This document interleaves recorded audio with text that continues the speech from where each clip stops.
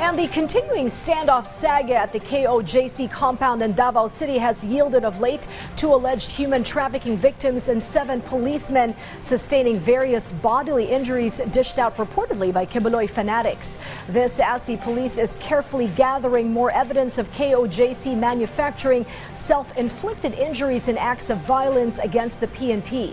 Our Patrick De Jesus has more on too many unintended victims getting caught in the middle of this unfolding drama.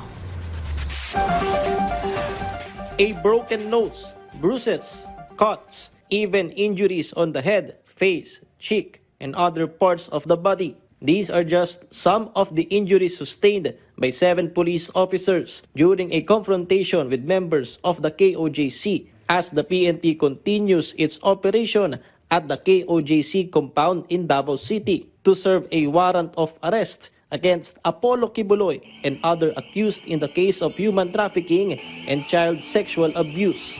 The PNP then said that some members of the KOJC are merely feigning injury. The police claim to have evidence to prove this. Meron tayong hawak na video ngayon na nagpapakita na meron na sila doon sa isang lugar doon na mismo mga miyembro ang nagsusugat doon sa kapwa nilang miyembro na para ipakita at isise sa mga kapulisan natin na galing yung injury nila sa ating mga kapulisan. We're just waiting na ma-authenticate po itong video na ito to show how desperate these people are para ipakita na umaabuso yung mga pulis natin, nananakit ang mga pulis natin. But on the contrary, yung mga pulis natin ang minumura, tinatadyakan at sinasaktan. But they maintain their composure, they maintain yung self-restraint at maximum tolerance dahil yun po yung kabilin-bilinan ng ating GPNP. The police officer who allegedly used pepper spray on one of the KOJC officials has been identified. This officer has been removed from the area and disarmed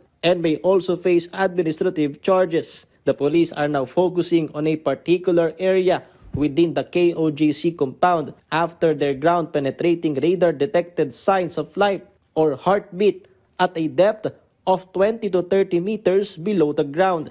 It is believed that Kibuloy and his associates may be hiding there. Naniniwala tayo na malapit na nating matumbok kung sino itong nasasagap po nitong penetrating radar po natin. May nagpo-provide po ng information na nandyan po sila.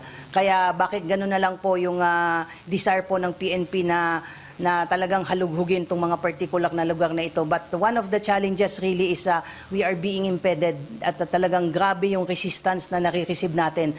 Doon kami nagtataka kapag lumalapit tayo doon sa mga lugar na pinpointed natin na posibleng kinakukuhaan nila, grabe talaga yung resistance at we wonder why. Executive Secretary Lucas Bersamin responded to allegations that the pursuit of Kibuloy is politically motivated. The law must take its course. He is answerable to the law must take its course. Meron namang process dyan.